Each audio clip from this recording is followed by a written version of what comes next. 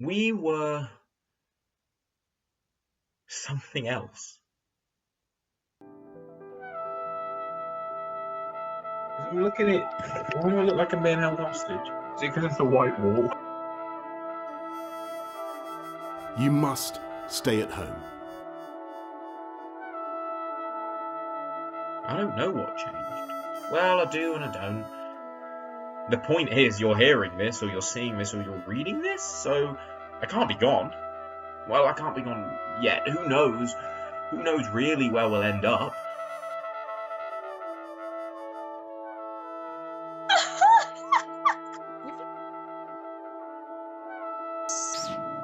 Challenging, but also lots of fun, and it's just really a pity that we can't do it.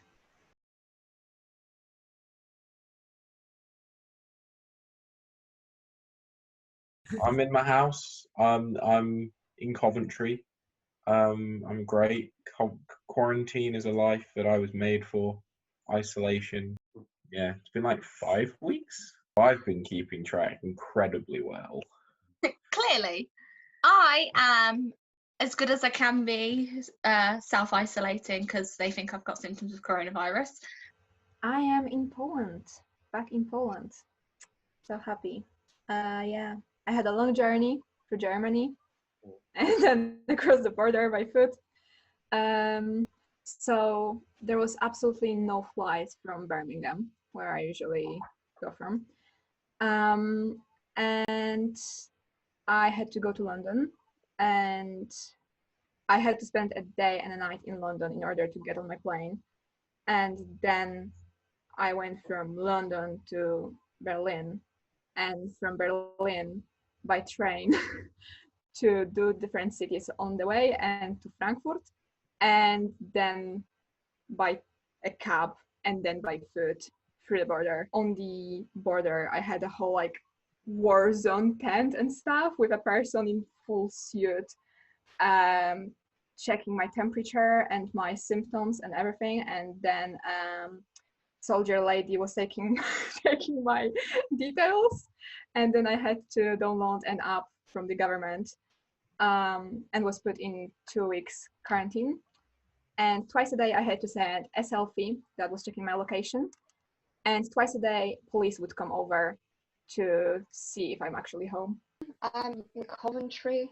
I'm fine. I'm mentally stable, even though this isolation is getting just too much for me, even for me, because I'm an introvert and it's fine for me to isolate.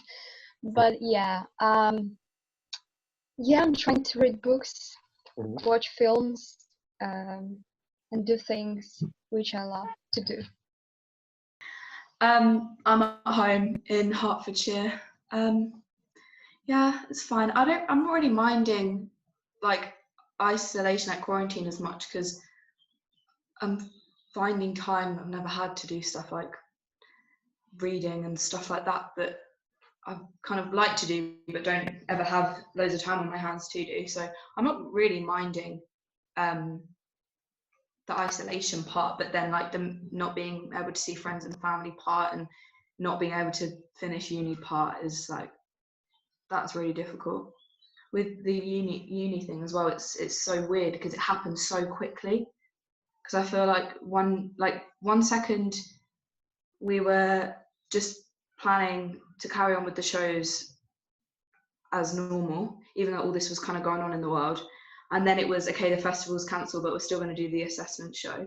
So still plan ahead, like still have to make the set, still have to finish the script, still have to do all of that. But it was kind of like, oh, we don't get to do the festivals, our friends and family can't see it, but we still have to put on something to carry on. And then like a day later, everything was cancelled, uni was shutting, we had to go home. It was just like, what?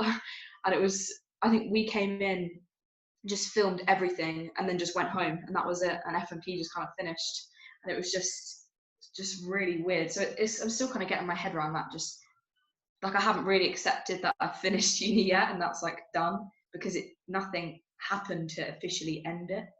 I'm still in Coventry at the minute, sort of bunking up with a couple of mates. I'm actually at my girlfriend's house. I'm not in my house.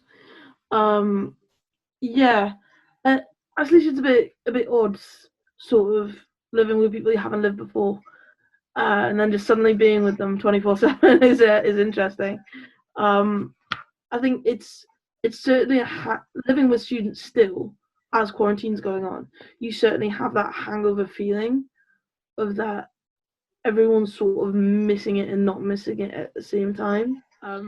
Because when we all had these deadlines, everyone was sort of like, "Oh, we've got election then." So we're still all in that student mindset, whilst not actually going to uni, but being in the same house, and living as students as well. And then when you walk through Gosford Street, you can see the absolute ghost town that it is. Like no one is there. At all. Whereas usually, like this part of the city is Studentville, you know, like students are left, right, and centre, and it's just dead. So I'm at home in Hertfordshire. It's weird because I feel like now I'm home and I can't really leave the house. I'm in like my own little bubble, which is weird to get used to again, being home with like my mum and my brothers and stuff, to go from living independently to all of a sudden, like overnight, moving back home. And it's also weird because, like, I know it might not look it, but my room's actually really empty because all of my stuff is still in Coventry. And it's like, when am I going to go back to that other part of my life and get all that stuff and bring it back? Like, I just don't know when that's going to happen. Yeah, it's weird just to have to get used to being back home again. And like I said, it just seemed to have changed overnight. Like one day we were all at uni, and then the next day, within 24 hours, we were all at home. Like mine and Holly's house, we were all at home. And it just ended so quickly. And I've been thinking about it for a couple of days now, and I've been trying to like make it in my head so it's like something that I can actually visualize. So in my head, it's been like, for the past 3 years, we've been running a marathon, and we've put like blood, sweat and tears into this marathon to only reach the home stretch and see the finish line to be told, oh, you're not going to cross the finish line now, like you've just got to go home, it's just done. And it's like we've worked so hard for something that we're never going to get to see the end result. And I know a lot of people, like, we're not going to have the same connections and relationships with each other now as we did then. And it's something that we're never going to get back. It's time that we're never going to get back. And that's been playing on my mind a lot, more so than even just uni and FMP, is the relationships between each other. Like, it's never going to be the same again, and we never even got to say goodbye to each other. Where I am now, I'm back at home in Leicester, with my mum and my dad and my dog and my cat, just having the same day in and day out. But I count myself very lucky because I was in my accommodation, which was one tiny box room, and I'm so glad I got to come back home and have at least some more space to wander around in. So yeah, that's how I am at the minute.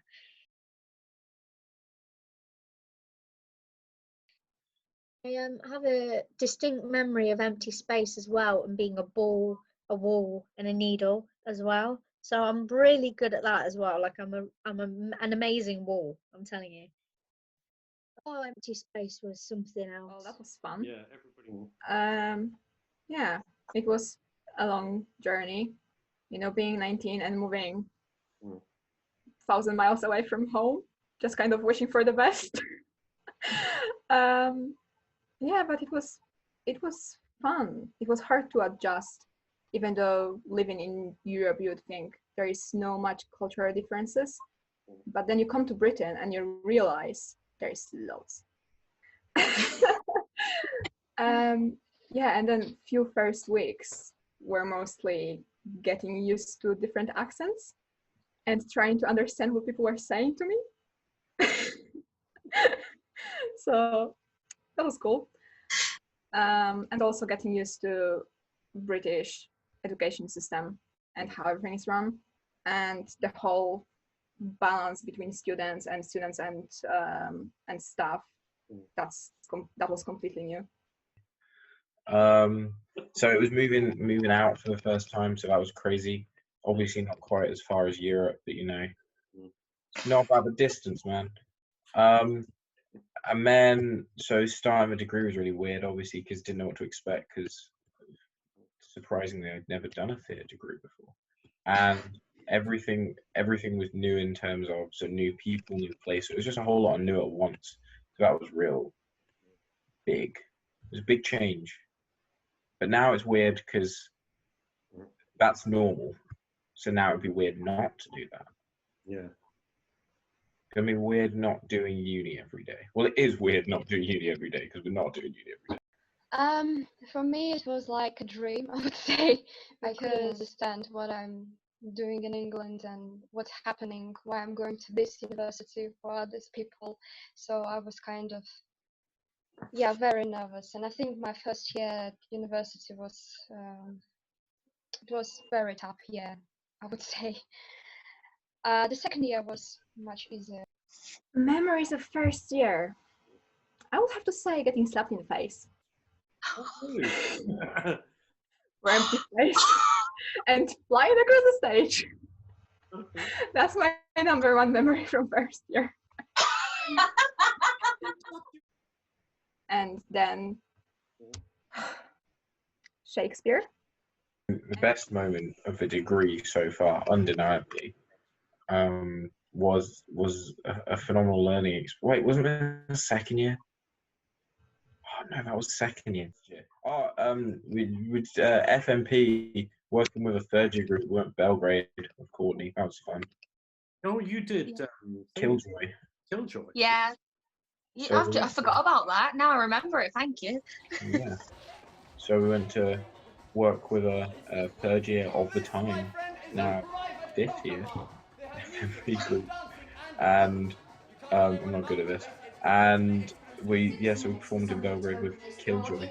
That was fun.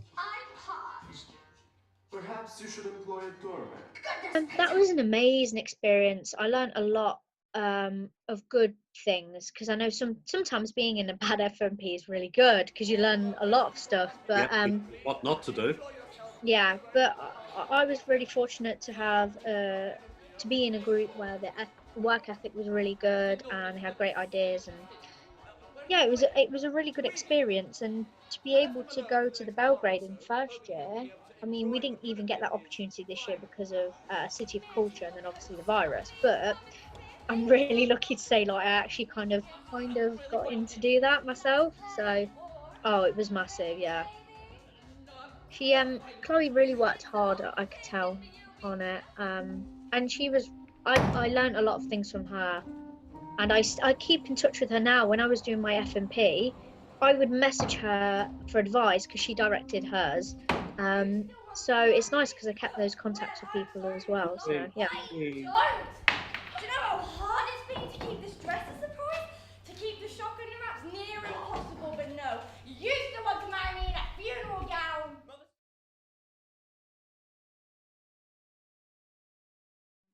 Anyway, directed. Working with Joff is an absolute experience that you cannot explain unless you work with Joff. I just can't, I'd love to have a day in his brain because it's so crazy. It's amazing. So going into it, I didn't know how we were going to approach it. We had studied Wojciech in first year, haven't we? Yeah, did it in naturalism. Yeah. So we kind of already knew bits about it, so we weren't going into a play that we didn't know anything about. I really wanted to push the idea of a female Wojciech. Female Wojciech. It was kind of, in the end, what we ended up with was three strands of Wojciech's personality or subconsciousness, whatever you want to call it. And the process, we used a lot of music as well, so we were influenced by Frank Sinatra a lot, obviously, because that's the music we used in the play. dream all your troubles away.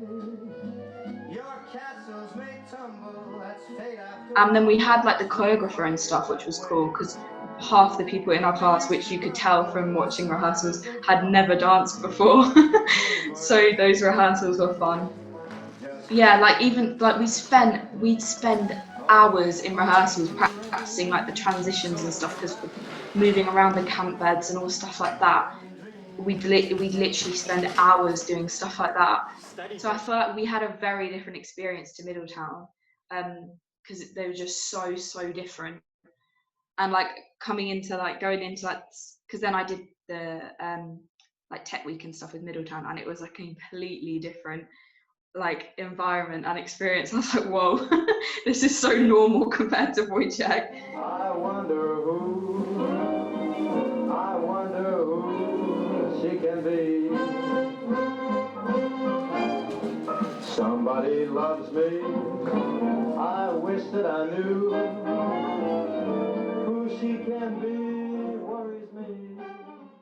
So the music was kind of represented almost like a different world. Sometimes it was like he was lost in his own world through the music, but it was kind of that disconnect that he had, that mental instability that Wojciech obviously has.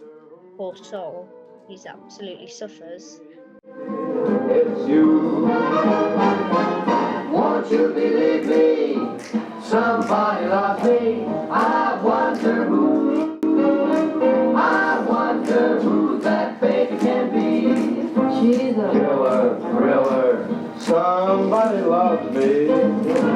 I wish that I knew who she can be. Worries me. For every girl who passes by, I shout, hey baby, it's you. Were meant to be my ever-loving baby. Somebody loves me. I just wonder who. Oh, baby, it's you.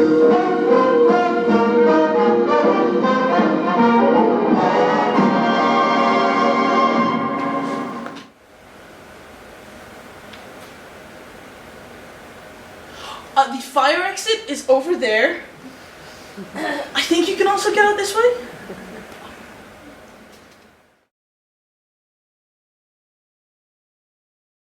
How dare you? Yeah, so it's its own story. Derek, it was amazing and just sitting in theater doing stuff while you were away in US, I think. And we were just sat there, yes. But Milltown was such a great 3 months for me. I really felt like I was in my element of having 3 different characters as well, with the first one being just ridiculous. The lines I had to learn for the public speaker was absurd. Like a whole page and a half of just utter rubbish. I had to reel off daily, and learning that was tough, but we got there in the end and we did it, and I felt more in myself delivering a monologue like that than I ever have. Like being the only person on stage and starting this whole big production that we had, completely by myself for the whole 10 minutes of the show, and just sprouting it out. I think it was one of the best monologues I've ever done. Yeah, Middletown was, well, directing in general was like my favorite module, like so much so, like I love Middletown so much, but I don't know if I would have loved it if I wasn't in it. That's the thing, that's what I always think about. But I love it so much that under my desk I have like a memories box of like the best things I've ever done in my life, and I have the Middletown script in the box because I love it that much, and I love being like a part of it so much. Mine would be directed as well because I learned 3 different things during that module. First thing was that I can do 2 different American accents, which I never thought I could do in a million years after, multiple sessions of self-beating up. And then I learned as well that I had to do a lot of the production side of things, which I'd never had the chance to do before, obviously.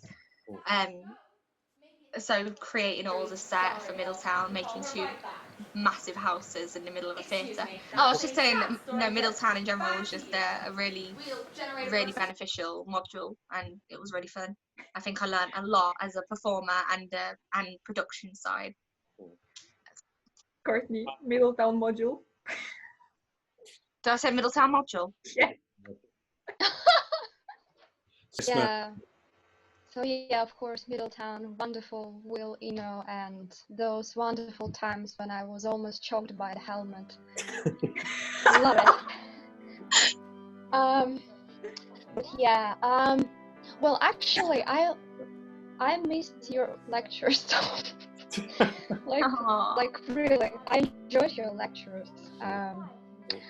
And yeah, I think outdoor performance was the most challenging module for me, because I remember that moment when Glenn came and he just grabbed me and flipped me in the air, and he told me I can fly instead of acting and performing.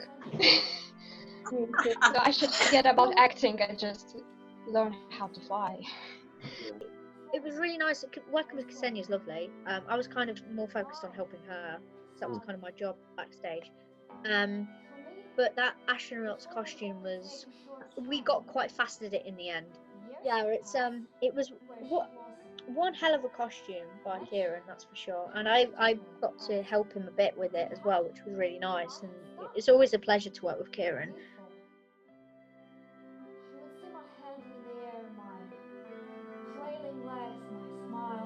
I used to cry as well. Every single night it would make me cry. That was the thing. I'd be like laughing at the interval, and then on one side of the curtain, and then I'd go round on the other side to help Sam through the door quietly with that bloody mop, and I'd be crying my eyes out. And I was like, "What? This show's too much. I can't carry on." Oh, it was so emotional. And not everyone liked it, but except for like the 20 people that were in it loved it, and that was sort of the main thing for us.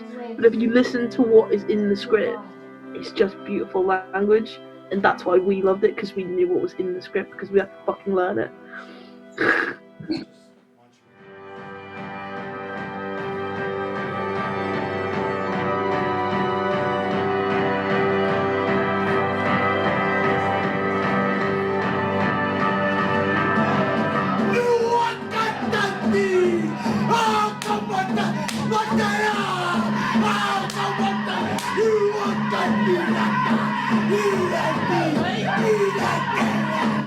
Craig!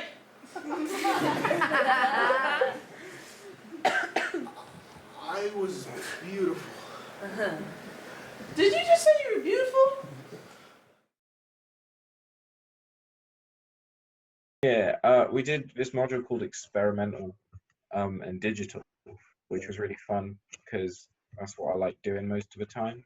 So we had some, I remember the first session specifically, because we didn't really know what we were doing. You just said be prepared to do stuff all day, and we just rocked up being like, oh, the second year, oh. And was presented with just like some projectors, some iPads, and like 4 hours to put something together. And we figured out how to get some stuff to work, and we made some cool looking stuff. I've got a little door, because we did a little opening door. Oh yeah, the little opening door thing. But Yeah. looked like it opened, but it wasn't moving. It was just a different week, because we just had heads and projectors, and we did a little tour of the theatre. It's just a really great space. Sometimes we have to keep set and props behind there, especially when we had shows like Middletown and Wojciech. Almost breaking my knees during outdoor. I feel like this degree is just a story of me getting repeatedly hurt on different occasions. No, but yeah, outdoor. What else were we doing in second year?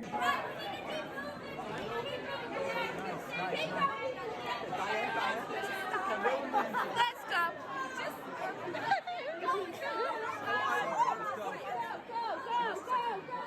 Oh my god. Oh my god, look at the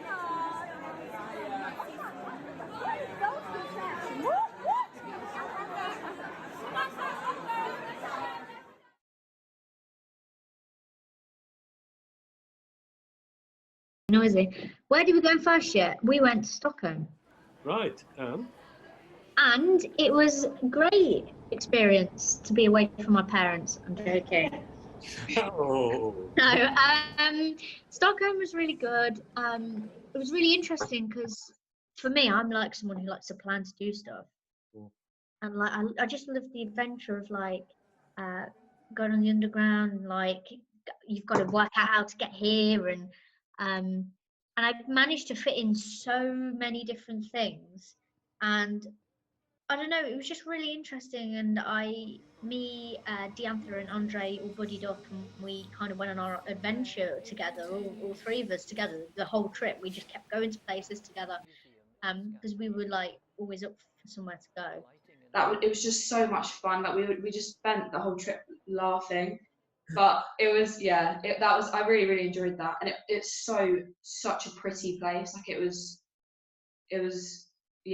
so lovely. I have this really vivid memory of me, Holly, and Bill, and we were can't even remember. I can picture it. I don't know like whereabouts it was, but we were sitting on this like really big statue. Like, and there was loads of other people there, and it was just us three, like from Cov, and we were sitting there, and it was like really, really busy. The roads were so busy, and there was just cars everywhere, and there was like such a hubbub of chatter and people, and the sun was setting, and it looked so pretty, and we were just sitting on top of this statue, and I remember thinking like university is so cool. Like, I can't believe I'm here because of university. Like, I don't know if this is somewhere that I would have ever come to if I wasn't at uni. And I was like, I just can't wait. I literally remember thinking, I can't wait for like the rest of uni and like all the adventures I'm gonna have with like all my new friends. And it was like really like, it was a really poignant moment that like I remember to this day, just like watching all these cars go past and the sun was setting, and I was like, I'm in Sweden, like this is so cool. And I remember we tried to go on a night out, but yeah, I just had like it was such a, because obviously it was our first like international field trip. I just had so much fun, and I was like, wow, I feel really like independent because I'm like here on a theatre trip, and we were going to places that I would never have gone to otherwise, like to see Josette and stuff. Like I wouldn't have gone if I was just there by myself as a tourist. Paris. We went to Paris. It was amazing. Although we did witness some very tragic events. Yeah, Notre Dame burnt down, and everyone thought it was all our fault because, of course, it burned down when we were there. Hadn't been pat tested by Bogdan, so it's his fault. It was absolutely surreal. It was surreal though, because I remember we went to that restaurant that night, and there was fire brigades going past, and it was like, this is getting locked down. You can't get home that way, and we were like, this is just weird. And then witnessing all them people singing and mourning because it had burnt down was just so. It's just, I can't even explain how that felt. I felt upset, and I wasn't even someone who was attached to that building. It was really something special, and it was just a beautiful place. And there's two memorable things about Paris. There was my fabulous beret. Basically, I became French for a week. Yeah. And the fact that we found the most godly ice cream place in the world. We then just kept. Then we walked for about an hour and a half to get back to a different one because we just really wanted that ice cream again. It was phenomenal. It was quality ice cream, is what it was. And yeah, and I had a beret, and I went around being French, and everyone said how amazing being a French I was. My French accent was amazing. Yeah, no, I'm just so French. Yeah. That's not what anyone said. That's a lie. I think, likewise to Hunter, one of the most memorable things about Paris for me was the food, the cuisine. It was amazing. I love me, Caro, Hunter, and was it Ksenia as well?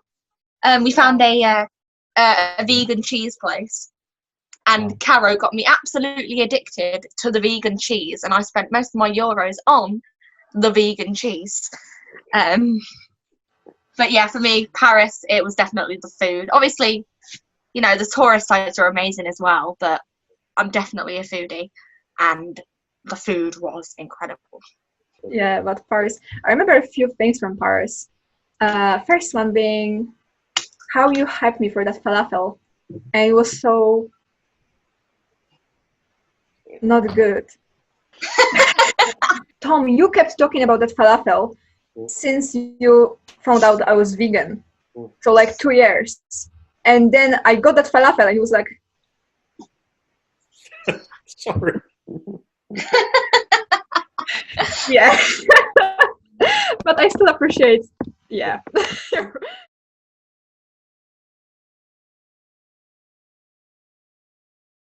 The Finland project didn't quite pan out the way we hoped it would this year, I still had such an amazing time anyway. I met some really great creative like-minded individuals who I probably wouldn't have met in any other circumstance than this, so it really brought us together, and it was really nice knowing that there's people all around the world who have the same sort of work ethic as me and want the same things as me. That was really nice, and I really enjoyed studying a text that I'd never actually studied before, so that was really fun. The sense of community throughout the whole project was amazing. Everyone was just in such great spirits all the time. We were all just really enjoying ourselves, and if anything we wanted the project to be longer. It's just a shame obviously we never got to meet each other, but obviously through the power of social media we all get to keep in touch, so hopefully one day we'll meet. It's no pleasure for you, Emily. Who am I to tell my private nightmares to if I can't tell them to you? Let them remain private. You know I can't bear that. Doing the telepresence project with Tampere was something that was quite unique, something I'll hold quite close to me, as it's not an experience I'm sure I'll ever get again. So how we did it is we split into different partners, and I had Vilma as my partner, and she was amazing, great to work with. Obviously due to the coronavirus we actually didn't get to finish the project properly, being able to fly over to Finland and meet them all in Tampere, which would have been amazing, but the experience I got was great anyway. But where we had got up to was starting to run the scenes that we had, and I had had a couple of calls with Vilma myself, and those were really interesting to get her perspective, and I don't know if because of the two different cultures, you've got that British and Finnish perspective on the play. It was really interesting because we were both bringing different things to the table, which I really enjoyed, and it was great. So the only thing I wish we could have done is had more time. Obviously we couldn't because of the virus, but I do think that this way of theatre is going to become massive, especially now given the virus. To be able to do plays with other countries, with other people in your own country because you can't get out because of certain things like the virus. I think it's going to become much bigger, and I think it's something that needs to be considered a lot more by people, because I know it's something that's just emerging now, but I think it could be really massive. Yeah, I think it's really important. I absolutely enjoyed telepresence, and I was very happy to explore Beckett and his play, because I've heard a lot about Beckett, but I've never read his plays. And at first I was very puzzled about this play, but now I understand kind of how you should perform this play, and about what should you really think. You don't have to really care about the symbolism and the meaning, and you just make sure to keep it just simple and really kind of enjoy the play. And I absolutely love this play, and I really liked the opportunity to work with different people from different country, and because these people, they're all from acting school, so you can feel kind of the different level of their performance and the way they kind of maybe to explore their unique approaches in terms of acting. And you just want to be on the same level with these people, because they're very serious, they're trying their best, you can feel it and see it how they're really trying, and I find it so inspiring for me. Has he a beard? Yes, For me, Finland project, well, not just, you know, what the principles of that project is, that was one of the main reasons I chose Coventry University in the first place. So when I had the chance to do it myself, I was over the moon. I was so happy. When I came into the room, it immediately felt right. Yes, it was terrifying, but there was something about it. It just felt comforting. You felt warmth. You felt like you were on the other side of the world, but in the exact same room you were 1 second ago. Quite contrary to Lucy and Courtney, I wasn't terrified or nervous. I was just really excited to, well, first work with things knowing their reputation, and second, just do something different. So there was just normal level of nervous of being on stage and acting, and that's really it. But I was really excited. Henrika was absolutely lovely, and so was Tina. So it was really, really nice working with them. And I love the whole thing with shoes and passing them on and putting them on, and how we struggle to make it make sense and look good for the camera on both sides. And you also had radishes, didn't you? Yeah, radishes and turnips. I loved that, and I also love that you got me radishes and turnips. I didn't plan them yet, but I'm very happy with them. Yeah, Finland was great, and I do hope that we have a chance to do more of that. Me and Rebecca had FMP rehearsals, and then she was going to her Finland rehearsal because she had a one-on-one. So I was walking home by myself, and it was pouring with rain, and I had my phone in my pocket, and my phone kept ringing, and I was like, and I tried to answer it, and then we kept breaking up, and it was so annoying because it was Rebecca trying to phone me to tell me that it had been cancelled, and I kept trying to answer it, and then it was raining, so my phone was getting wet, and I was getting so stressed. I was like, what is going on? I was like, why does she keep ringing me? Like, I was really like panicking. And then she was like, have you seen Facebook? I was like, what? She's like, Finland's cancelled. I was like, no. And then I remember, like, Rebecca was like, I'm going to my one-on-one now. I'm going to ask Tom. I'm going to see what's happening. So I was trying to check Facebook, but it was raining and my phone was soaking. And I was like, it was making me so annoyed, and I was so upset that it had been cancelled. And I was like, right, no, I'm not doing it. So I like marched home really angry. And then when I got in, and Amy and Bill were there, and they were like, what's happened? And I was like, Finland's been cancelled. And they were like, what? And then I think I sat in the chair for about an hour and didn't speak. And I just sat there like, no, like, I don't, no, it's fine. I was like, Tom will sort it. Rebecca's going to go in and speak to Tom, and it's going to be sorted. Like, something's going to happen. So I just sat there and like literally stared at my phone and was waiting for Rebecca to message me and be like, it's fine, Tom sorted it.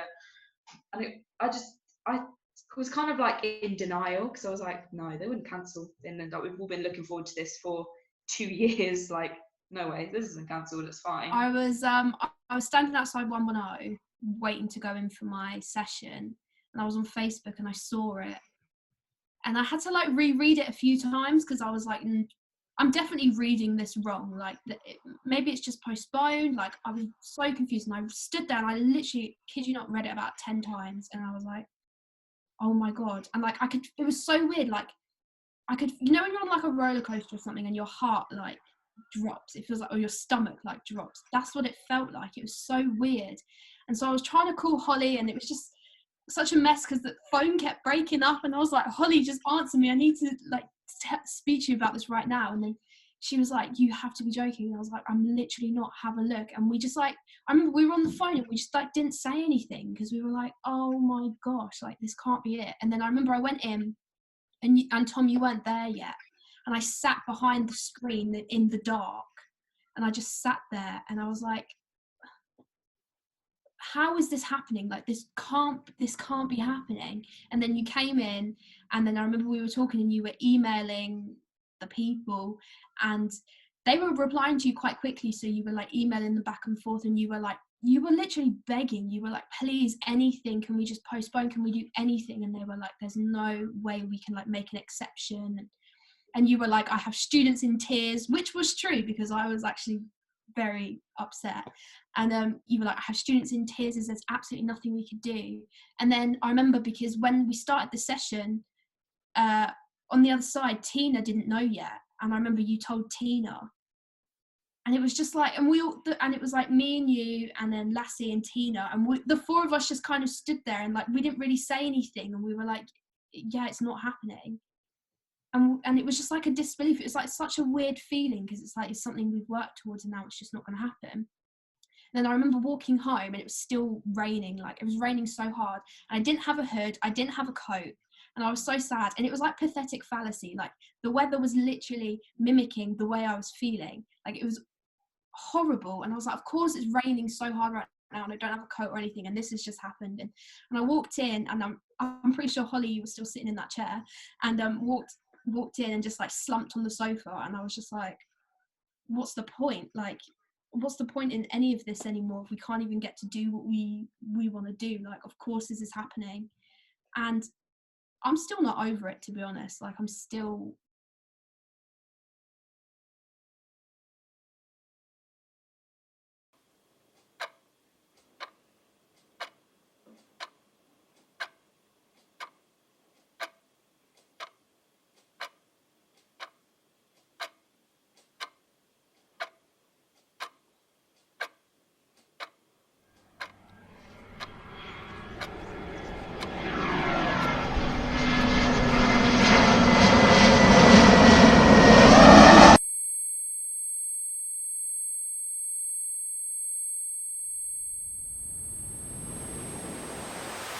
So we had a lot of things planned. Specifically, I was working a lot of the tech stuff, and we had designed and created these light up boxes, which would be the bulk of our set, which would then be able to become anything, be able to be moved and placed as and where we saw fit. FMP was challenging, but also lots of fun, and it's just really a pity that we can't do it, especially that we had time to work out the lights and everything that we wanted to do, and now it's just So my role within Hindsight Theatre Company was marketing director, marketing manager, whatever you want to call it. It has the word marketing in it. And I managed to secure a interview with BBC for the, I don't know what, for the, I can't speak. I can't speak. I'm meant to be the marketing director and I can't sell myself. What the hell's going wrong with that? But no, I got us an interview, and I worked on a few things that would promote our theatre company. And in general, I think the module of FMP has pushed me to not be afraid and, you know, put yourself out there, try and see what you can do. And who knows, given the circumstance, you might just do something great. Yeah, making theatre is very hard. if you want to really make good theatre, it's very hard. I don't know, I find it very hard. So yeah, I really enjoyed working and thinking on ideas and the context behind and what we're gonna say and why we want to say this and address this problem and making characters and everything. And I'm quite visual person, and I like design, and I really enjoyed my research on costumes and thinking how to combine physical theatre with ordinary people and with abstract costumes ideas, and it was very challenging. And yeah, that's all I can say. But then I got sick, and 111 told me to stay home, so I had to stay home. And then I also I wasn't feeling well. Yeah. So I was just kind of Skyped into some rehearsals, but I couldn't do anything in rehearsals or help with the boxes and sounding and preparing stuff, and it was just really, really, really frustrating. Yeah. I remember that we had this direction in which we started to move and like really making the show, and suddenly it was ended. Everything was ended abruptly, and yeah, it was kind of like a dream again. I couldn't believe that we're not going to perform. Our show was based on the Red Barn murder, which took place in 1827, in which a young man called William Corder murdered his betrothed when they were set to elope, and then ran away, sent messages back to her family basically saying she was alive, and then married someone else. Her stepmother then had visions and dreams of where the body was. They went, found the body, discovered it, and then he was arrested and hung. The cast knew the scenes, we had blocked them, we just wanted to make them look more artistic, essentially. And that's basically what we were planning to do. We were planning that the next week was going to be a really fun week of playing with the drums, doing live music, sort of making it look really cool and having fun with each other. And then lockdown happened, and we couldn't do anything else. Okay, so my F&P group was Vita Reale, and we were doing a show called The New Park, which was inspired by true events, and it was inspired by events that happened in my family. And basically, the gist of the story was about these three siblings living on a council estate during Thatcher England. And we see the struggles of these characters under pretty hard times politically. And we wanted to see, can people make something of themselves in that life, or were these people on this council estate, doomed from the start, essentially? And I think that's something that's still carried on today, that there's not much support for certain people in society, and the rich get richer and the poor get poorer, unfortunately. So that's kind of something we wanted to touch upon, but it was mainly a family story about this family that we wanted people to relate to. And I said from the outset, because me and Kaylee wrote it, but we did say from the outset that it may seem like my baby, but this is everyone's show. Yeah, it was just, I think everyone just really didn't want it to be true. I knew, especially after Finland got cancelled, well, not cancelled, put on hold, I'll say. I just knew it was coming, and everyone was like, I can't believe this has happened, and I just thought, it's coming.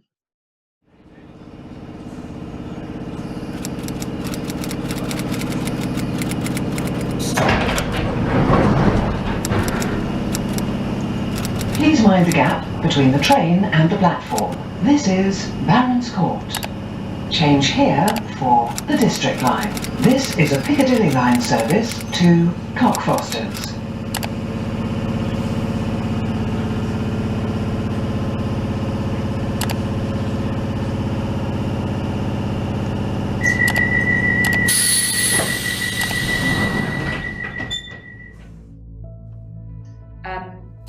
So I was thinking about this earlier, actually, that we never kind of had, same as what Beth was saying, we never had like a final rehearsal because it happened so quickly.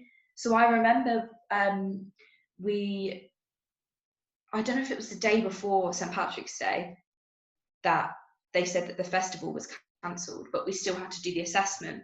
So I remember on St. Patrick's Day, because I had a green top on and a green scrunchie, that we came in and me and Rebecca were cutting stuff for set, because I was like, well, we said we wanted the set done so we could work on transitions, but we still knew that we had to put a show on. But I think everyone, from that moment when the festival was cancelled, everyone kind of lost the motivation. I think we really struggled to carry on because we were like, well, our family and friends don't get to see what we've done.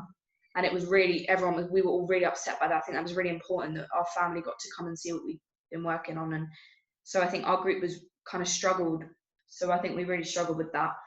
But yeah, we obviously had to power through and carry on because we still thought we had a show to put on. And then like the next day, then everything was cancelled, uni was shutting.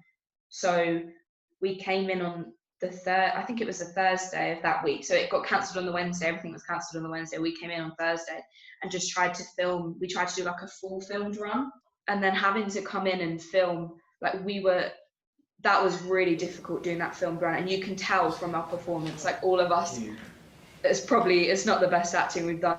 Everyone was just so, like, the energy is completely dead. Everyone was so down and really upset that we couldn't do it.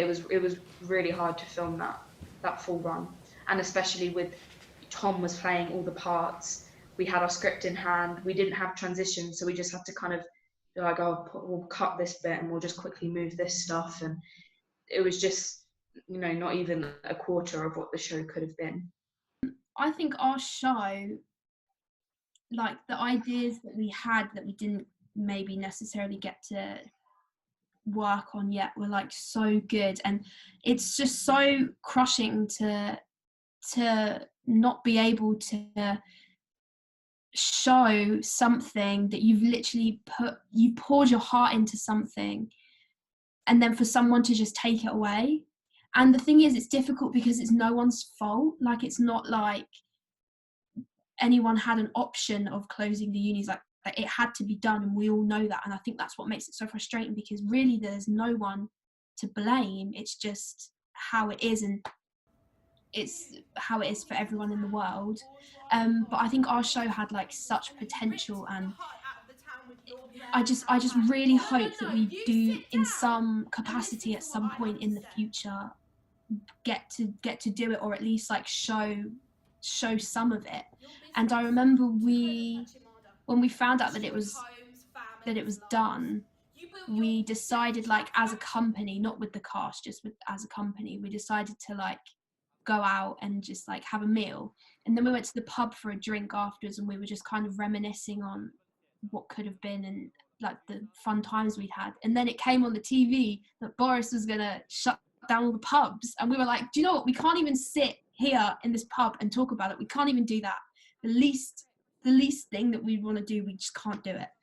And it was just such a shame. And then we kind of all stood outside the pub and we said our goodbyes, and it was just so like anticlimactic. We all just said, like, well, obviously I know I'm going to see Holly because we live in the same town, but the boys, I don't know when we're ever going to see them now.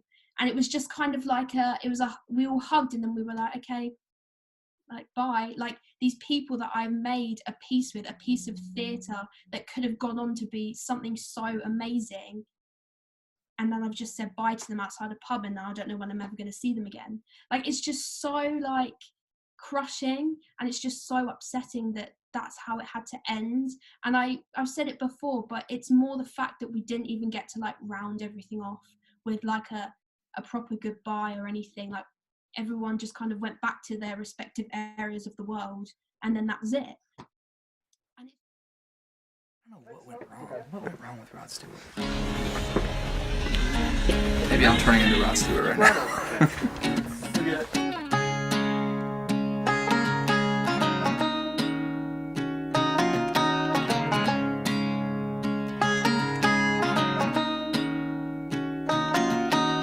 Poor old granddad, I laughed at all his words. I thought he was a bitter man. He spoke of women's ways.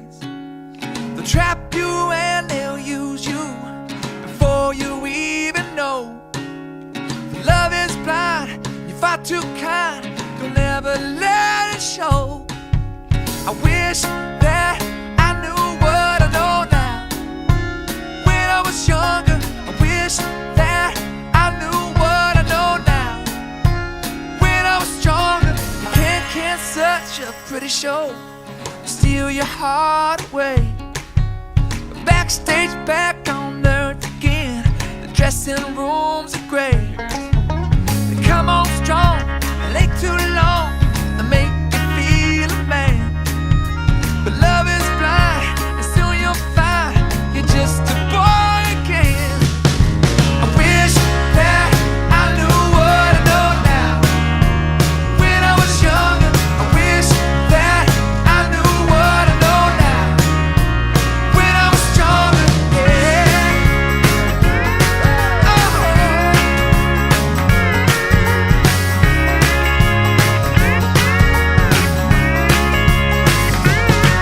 When you wanna live, get a cheat, makes you wonder where you are. If If you want some more, she's fast asleep, leaves you twinkling with the stars. Poor young grandson, there's nothing I can say. You have to learn just like me, and that's the hardest way. Ooh la la, ooh la la, la la, ooh la la, ooh la la, la la. I wish that I knew what I know now. When I was younger, I wish that I knew what I know now. When I was stronger, I wish that I knew what I know now. When I was younger, I wish that I knew what I know now. When I was stronger, yeah. Ooh la la, la la. Ooh la la. Ooh la la, la la. Ooh la la, la la. Ooh la la. Ooh la